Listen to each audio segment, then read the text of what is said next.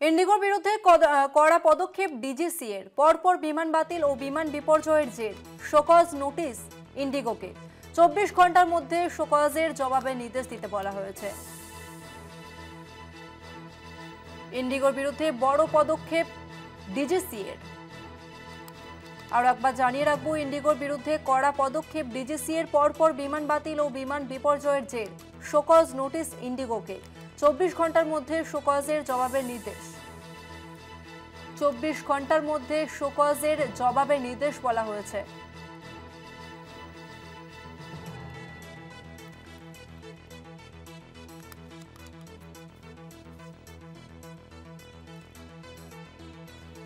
ফোনলাইনে রয়েছে প্রতিনিধি অরিত্র ঘোষ। অরিত্র, ডিজিসি এর তরফ থেকে ঠিক কি কড়া ব্যবস্থা নেওয়া হলো?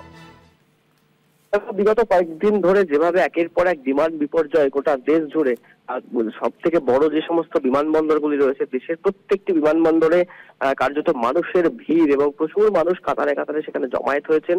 তার কারণ হচ্ছে ইন্ডিগো যে অপারেটরস রয়েছে, বিমান অপারেটর সংস্থা, সেই ইন্ডিগোর একের পর এক বিমান বাতিল হয়েছে এবং প্রায় 550 থেকে 600-র কাছাকাছি বিমানও বাতিল হতে দেখা গিয়েছে। আজও বহু বিমান বাতিল রয়েছে, কলকাতা বিমানবন্দর থেকে শুরু করে দিল্লির বিমানবন্দর, মুম্বাই বিমানবন্দর এবং দেশের সব থেকে বড় বিমানবন্দরগুলিতে। এবং তারপরে যেটা দেখা যাচ্ছে, director general of civil aviation, অসামরিক বিমান পরিবহন মন্ত্রকের তরফ থেকে এবার ইন্ডিগোর বিরুদ্ধে কড়া পদক্ষেপ নেওয়া হলো এবং শোকজ নোটিশ দেওয়া হয়েছে ইন্ডিগোকে। ইন্ডিগোর যিনি অপারেশনাল বা অ্যাকাউন্টেবল ম্যানেজার যিনি রয়েছেন, তাকে আগামী 24 ঘন্টার মধ্যে এই শোকজের উত্তর দিতে হবে। না হলে উত্তর জমা দিতে ব্যর্থ হলে পরবর্তী ক্ষেত্রে এই বিষয়টি নিয়ে আরো সিদ্ধান্ত নেবে ডিজিসি। দেখো, যেটা বিজ্ঞপ্তি দিচ্ছেন ডিজিসি তরফ থেকে, সেখানে বলা হচ্ছে যে ইন্ডিগো এয়ারলাইন্সের নির্ধারিত ফ্লাইটের সম্প্রতি ব্যাপক যে ব্যাঘাত ঘটেছে পরিষেবার ক্ষেত্রে, তার জন্য যাত্রীদের তীব্র অসুবিধা, কষ্ট এবং দুর্ভোগের সৃষ্টি হয়েছে। এফডিটিএল অর্থাৎ ফ্লাইট ডিউটি টাইম লিমিটেশন, সেই এফডিটিএল প্রকল্পের যাতে সুষ্ঠু বাস্তবায়ন করা হয়নি ইন্ডিগোর তরফ থেকে এবং সংশোধন করা হয়নি গোটা ফ্লাইট ডিউটি টাইম লিমিটেশনের, সেই কারণে এই ধরনের ত্রুটি দেখা গিয়েছে ইন্ডিগো এয়ারলাইন্সে।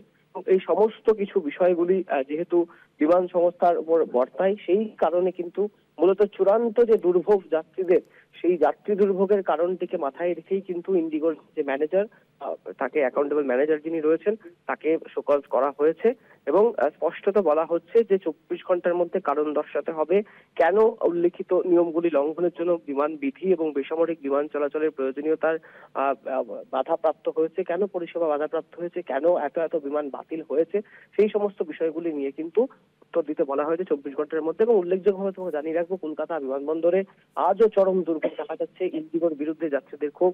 78টির কাছাকাছি বিমান কলকাতা ইন্টারন্যাশনাল বা নেতাজি সুভাষচন্দ্র বোস ইন্টারন্যাশনাল এয়ারপোর্ট থেকে 78টির কাছাকাছি বিমান কিন্তু বাতিল রয়েছে এবং সার্বিকভাবে মূল যেটা বিষয়, যে যাত্রী দুর্ভোগের কারণকে দেখিয়ে কিন্তু কারণ দর্শানোর নোটিশ দেওয়া হয়েছে ইন্ডিগোকে এবং ইন্ডিগোর ম্যানেজারের কাছ থেকে 24 ঘন্টার মধ্যে জবাব তলব করেছে director general of civil aviation, অসামরিক বিমান পরিষেবা মন্ত্রক।